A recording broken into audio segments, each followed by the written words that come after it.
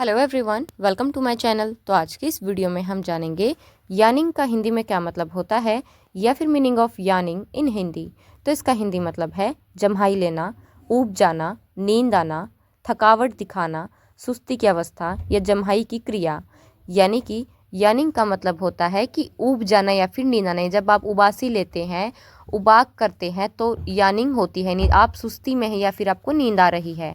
तो आइए फिर एग्जाम्पल से और अच्छे से जान लेते हैं। शी केप्ट यार्निंग, यानी वह बार बार जमाई लेती रही। तो इस वीडियो में बस इतना ही। Thanks for watching.